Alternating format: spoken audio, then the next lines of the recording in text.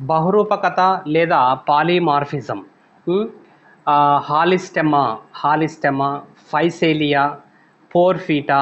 మరి దీని వీటితోటి మనం వీటిని ఉదాహరణగా తీసుకొని పాలిమార్ఫిజాన్ని లేదా సిలెంట్రేటా జీవులలో బహురూపకత, పాలిమార్ఫిజం ఇన్ సిలెంట్రేట్స్. సో ఫైసేలియా, పోర్ఫీటా, హాలిస్టెమా వీటిని మనము ఎగ్జాంపుల్గా తీసుకోవాలి. సైఫనోఫొరా ఆర్డర్, మరి సిలెంట్రేటా జీవులు సైఫనోఫొరా ఆర్డర్కు చెందినటువంటి జీవులైనటువంటి హాలిస్టెమా, ఫైసేలియా, పోర్ఫీటా వీటిని ఉదాహరణగా తీసుకొని బహురూపకతని చూసినట్లయితే బహుకణ జీవులలో మనకు ఏకకణ జీవులు, మరి తర్వాత బహుకణ జీవులు, తర్వాత కణజాలాలు అనేటివి ఏర్పడినాయని చెప్తాం. ఏకకణ జీవులు అంటే ప్రోటోజోవా జీవులు అని చెప్పుకుంటాం. అలాగే మరి బహుకణ జీవులు అనేటప్పటికి పొరిఫెరాలో చాలా కణాలు ఏర్పడి ఉన్నాయి. ఒక్కొక్క కణము ఒక పని చేస్తుంది. అంటే ఒక్కొక్క కణం వన్ సెల్ వన్ ఫంక్షన్.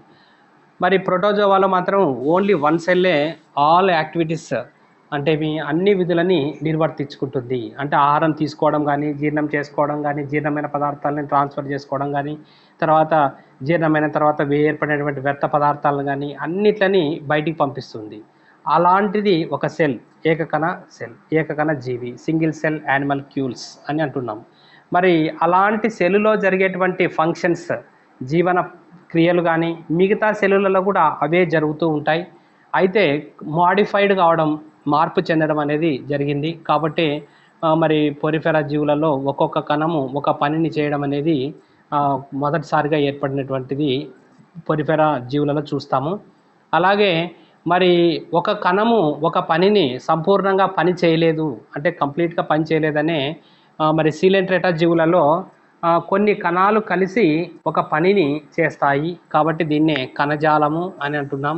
అంటే ఒకే రకమైనటువంటి, ఒకే పరిమాణము, ఒకే ఆకారము, పరిమాణము మరియు ఆకారము మరియు విధి ఫంక్షన్, అంటే shape and size and function. అంటే ఒకే రకమైనటువంటి కణాలు ఒకే రకమైనటువంటి విధిని నిర్వర్తిస్తే దాన్ని మనము టిష్యూస్ లేదా కణజాలము అని అంటాం. సో మరి ఇలాంటి కణజాలాలు అనేటివి మరి ఆర్గాన్ వ్యవస్థ లేదా అవయవ వ్యవస్థలు, ఆర్గాన్ సిస్టమ్స్ లేదా అవయవ వ్యవస్థలు అనేటివి సిలెంట్రేటా జీవులలో ఏర్పడలేదు. ఓన్లీ మరి టిష్యూస్ మాత్రమే ఏర్పడినాయి, కణజాలాలు మాత్రమే ఏర్పడినాయి. మరి అదే ప్లాటిహెల్మింథస్ జీవులలోనైతే అవయవ వ్యవస్థలు అనేటివి ఏర్పడినవి. ప్లాటిహెల్మింథస్ జీవులలో అవయవ వ్యవస్థలు ఏర్పడినవి. మరి సిలెంట్రేటా జీవులలో ఓన్లీ కణజాలాలు మాత్రమే ఏర్పడినాయి. కాబట్టి ఈ కణజాలాలు ఒక్కొక్క కణజాలం ఒక పని, ఒక ఆకారము, ఒక విధిని, ఒక ఆకారం కలిగినటువంటి కణాలు మరి ఒక విధిని నిర్వర్తిస్తాయి. బహుకణ జీవులలో వివిధ జీవన విధులు నిర్వర్తించడానికి మరి ఎట్లయితే వివిధ వ్యవస్థలు ఉంటాయో అలాగే సిలెంట్రేటా వర్గంలోని ఒక్కొక్క జీవిలో మరి ఎన్నో జీవకాలు వివిధ రూపాలలో ఉండి అనేక విధులని నిర్వర్తిస్తాయి. జీవకాలని జాయిడ్స్ అంటారు. సో ఈ కణజాలాల రూపాలే మరి జాయిడ్స్ లేదా జీవకాలు. కణజాలము లేదా జీవకాలు లేదా జాయిడ్స్. సో మరి ఈ వివిధ ఎన్నో జీవకాలు, ఎన్నో జాయిడ్స్ వివిధ రూపాలలో ఉండి అనేక విధులని, ఫంక్షన్స్ని నిర్వర్తిస్తాయి. కాబట్టి దీనిని బహురూపకత అని అంటారు.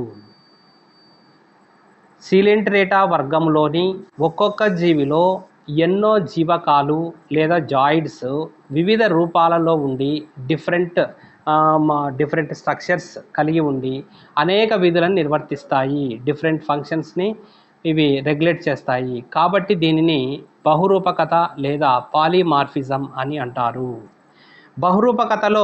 బహురూపకతలో ఉండేటువంటి మెయిన్ ఎయిమ్ ఏంటి అంటే, ఉద్దేశం ఏంటి అంటే డివిజన్ ఆఫ్ లేబర్. శ్రామిక విభజన, డివిజన్ ఆఫ్ లేబరు. అంటే ఒక్కొక్క కణజాలము ఒక విధి, ఒక్కొక్క జాయిడ్ ఒక ఫంక్షను, ఒక్కొక్క జీవకము ఒక పని.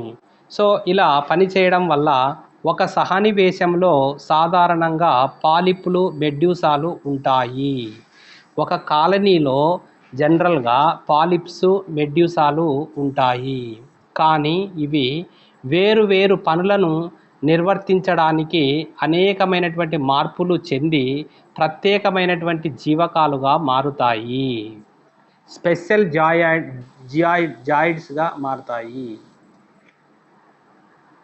మరి కాబట్టి ప్రత్యేకమైనటువంటి జీవకాలు లేదా జాయిడ్స్గా మారుతాయి అని చెప్తున్నాం. ఒక సహనివేశంలో, ఒక కాలనీలో జీవకాలు అన్నీ ఒకే విధంగా ఉండకోకుండా డిఫరెంట్గా లేదా రకరకాలుగా ఉంటాయి. కాబట్టి సహనివేశమును, కాలనీని బహురూపక సహనివేశము అంటారు. పాలిమార్ఫిక్ కాలనీ లేదా బహురూపక సహనివేశము అని అంటారు. అంటే ఒక సహనివేశంలోని జీవకాలు అన్నీ ఒకే విధంగా ఉండక రకరకాలుగా ఉంటాయి. కాబట్టి అట్టి సహనివేశమును బహురూపక సహనివేశము లేదా పాలిమార్ఫిక్ కాలనీ అని అంటారు. అంటే ఒక కాలనీలో డిఫరెంట్ జాయిడ్స్ ఉంటాయి కాబట్టి మరి వీటిని పాలిమార్ఫిక్ కాలనీ అని కూడా అంటారు. సీలెంట్రేటా వర్గంలోని కొన్ని జీవులలో 2 లేదా 3 చాలా రకాల జీవకాలు ఉండవచ్చు. సైఫనోఫొరా ఆర్డర్, సైఫనోఫొరా క్రమానికి చెందినటువంటి జీవులైనటువంటి హాలిస్టెమ్మా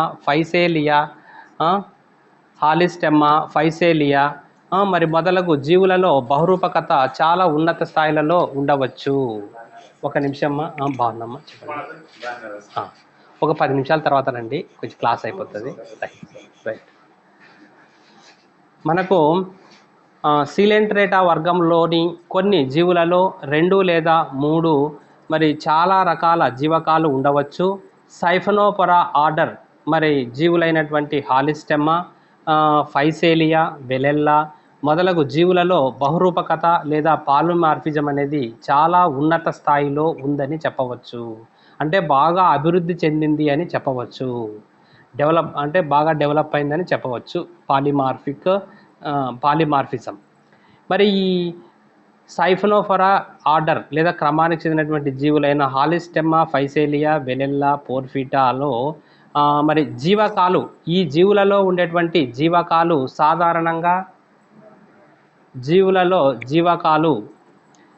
సాధారణంగా పాలిప్, మెడ్యూసాలుగా ఉంటాయి. అయితే ఇవి కొన్ని మార్పులు చెందటం వలన అనేక రూపాలు గల జీవకాలుగా మార్పు చెందుతాయి. కాబట్టి వీటిని చాలా డిఫరెంట్ పేర్లతో జీవకాలని పిలుస్తారు లేదా చెప్తారు. తర్వాత నెక్స్ట్ పాలిప్ రూపాంతరం చెందినటువంటి లేదా పాలిప్ రూపాంతరం చెందుట వలన ఏర్పడేటువంటి జీవకాలు, పాలిప్ జియాయిడ్స్. మరి జఠర జీవకాలు, గ్యాస్ట్రోజాయిడ్స్, జఠర జీవకాలు, గ్యాస్ట్రోజాయిడ్స్ ఏం పనిచేస్తాయి? ఇవి పోషక జీవకాలు అని అంటారు. వీటిని న్యూట్రియంట్ జాయిడ్స్, గ్యాస్ట్రోజాయిడ్స్ ఆర్ న్యూట్రియంట్ జాయిడ్స్, జఠర జీవకాలు లేదా పోషక జీవకాలు. మరి ఇవి సహనివేశానికి, కాలనీకి లేదా జీవికి కావలసినటువంటి ఆహార పదార్థాలను సేకరించుకొని జీర్ణక్రియ జరిపి అన్ని భాగాలకు జీర్ణమైనటువంటి ఆహార పదార్థాలని సరఫరా చేస్తాయి. జఠర జీవకాలు లేదా పోషక జీవకాలు, గ్యాస్ట్రోజాయిడ్స్ లేదా న్యూట్రియంట్ జాయిడ్స్ ఇవి కాలనీకి కావలసినటువంటి లేదా జీవికి కావలసినటువంటి ఫుడ్ సబ్స్టెన్సెస్ని కలెక్ట్ చేసుకుంటాయి, డైజెషన్ చేస్తాయి. మరి మొత్తం అనిమల్ యొక్క ఆల్ పార్ట్స్కి ఇవి సర్క్యులేట్ చేస్తాయి.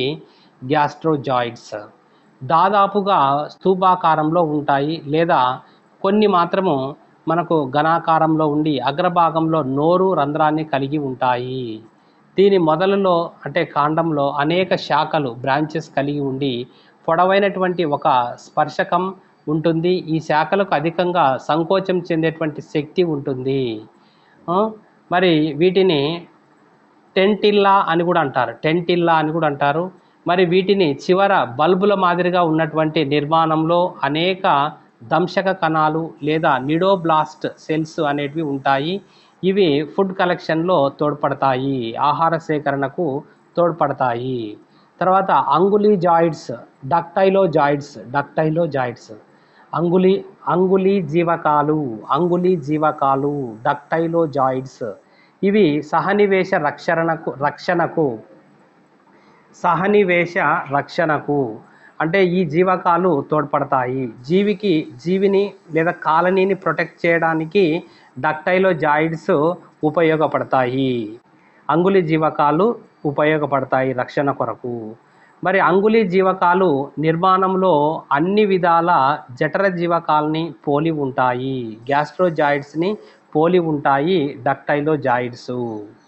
కానీ దీనికి నోటి రంధ్రం ఉండదు, అంగుళీ జీవకాలకు నోటి రంధ్రము ఉండదు.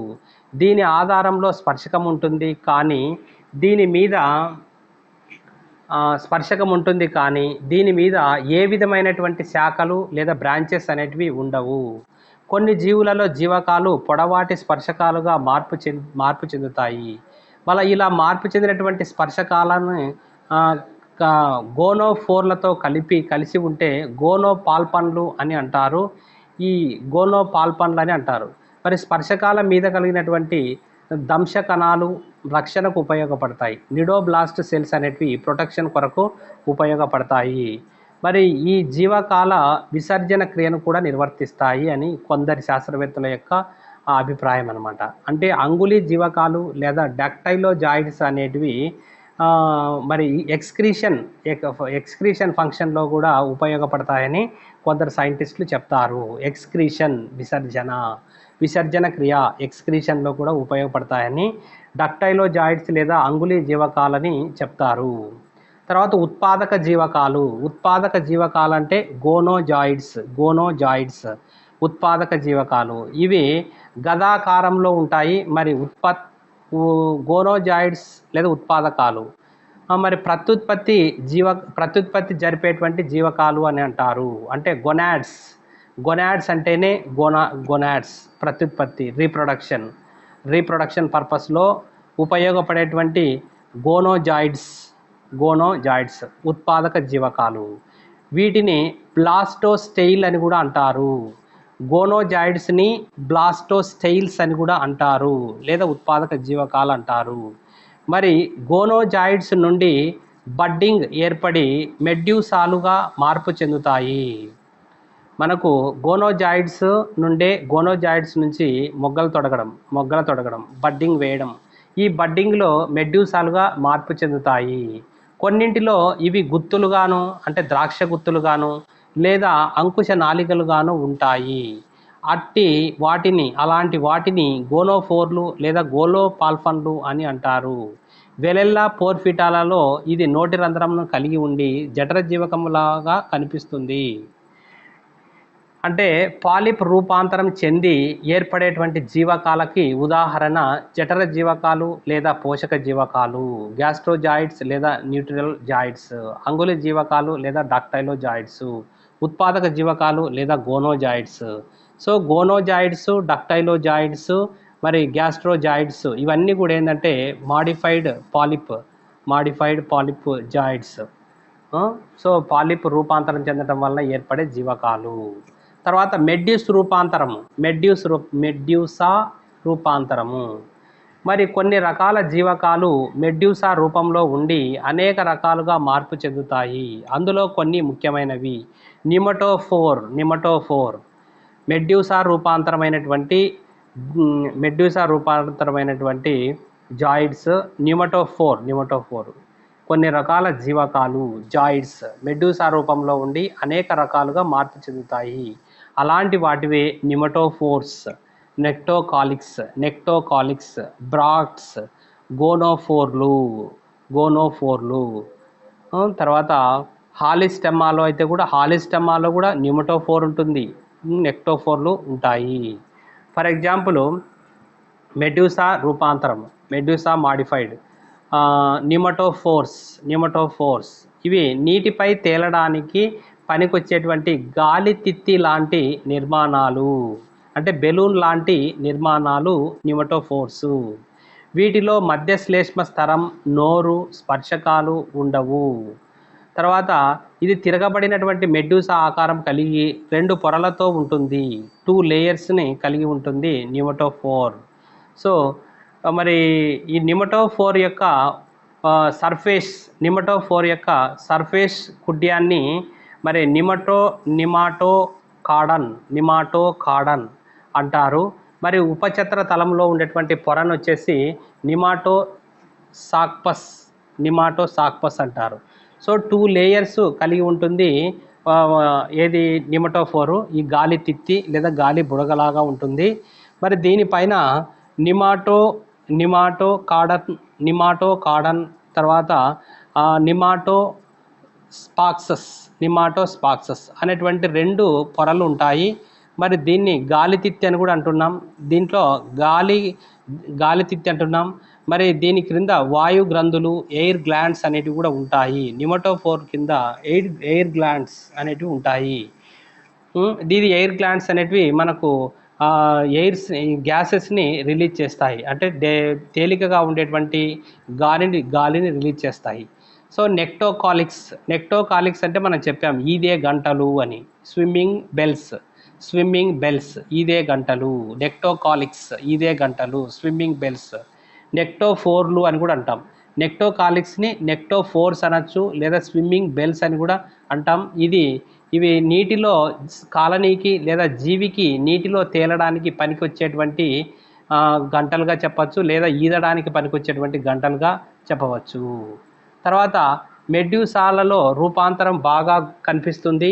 మరి దీంట్లో నోరు, గ్రైవేకము, స్పర్శకాలు ఉండవు, కానీ పటిస్తరము, 4 కిరణ కుల్యలు, అంగుళీ కుల్యలు ఉంటాయి. వీటి గోడలు బలమైన కండరాలతో ఏర్పడి ఉంటాయి. మరి ఈ కండరాలలో సంకోచ వ్యాకోచం వలన కండరము వీటికి ఈదే శక్తి స్విమ్మింగ్ చేయడానికి అధికంగా ఉంటుంది, కాబట్టి సహనివేశ చలనానికి తోడ్పడుతుంది. నెక్టోకాలిక్స్ అనేది జీవి ఒక ప్రదేశం నుండి మరొక ప్రదేశానికి, జీవి లేదా కాలనీ సహనివేశము. ఇది ఒక ప్రదేశం నుండి మరొక ప్రదేశానికి చలించడానికి ఉపయోగపడేటువంటి ఒక జాయిడ్ లేదా జీవకం అనేది నెక్టోకాలిక్స్ ఆర్ నెక్టోఫోర్స్ ఈదే గంటలు.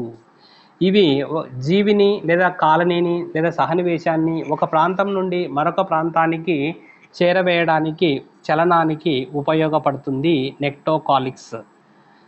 తర్వాత బ్రాక్ట్స్ వీటిని ఫిల్లోజాయిడ్స్ లేదా హైడ్రోఫిల్లం అని కూడా అంటారు బ్రాక్ట్స్ని. మరి బ్రాక్ట్స్లో ఫలకాల వలె ఉండేటువంటి మధ్య శ్లేష్మ స్తరం చాలా మందంగా ఉంటుంది. ఈ జీవకాలు పట్టకం, ప్రిజం లేదా పత్రకం లీఫ్ లైక్ స్ట్రక్చర్గా ఉంటుంది. మరి ముఖ్యంగా జఠర జీవకాలను కప్పివేసి రక్షణ కలగజేస్తుంది బ్రాక్ట్స్ అనేది జఠర జీవకాల పైన కప్పి ఉంచి జఠర జీవకాలకి రక్షణ కల్పిస్తుంది. గోనోఫోర్స్ ఇవి మెడ్యూసాయిడ్ జీవకాలు. గోనోఫోర్స్ అనేటివి మెడ్యూసాయిడ్ జీవకాలు. ఇవి ప్రత్యుత్పత్తిని నిర్వర్తిస్తాయి. వీటికి నోరు, స్పర్శకాలు, జ్ఞానావయవాలు ఉండవు. అంటే గోనోఫోర్స్లో mouth absent, tentacles absent, sensory organs absent. మరి ఒక్కొక్క జీవకము ఒకే రకమైనటువంటి ప్రత్యుత్పత్తి అవయవాలను కలిగి ఉంటుంది. మరి ఇవి ఒక్కొక్కటి కానీ గుత్తులుగా కానీ ఉంటాయి గోనోఫోర్స్. సో గోనోఫోర్స్ అనేటివి only one type of reproductive ఆర్గాన్స్గా పనిచేస్తాయి గోనోఫోర్స్. ఇవి మరి గుత్తులుగా ఉంటాయి, అంటే గ్రేప్స్ గుత్తుల్లాగా కనిపిస్తాయి గోనోఫోర్స్. మరి నిడేరియా వర్గ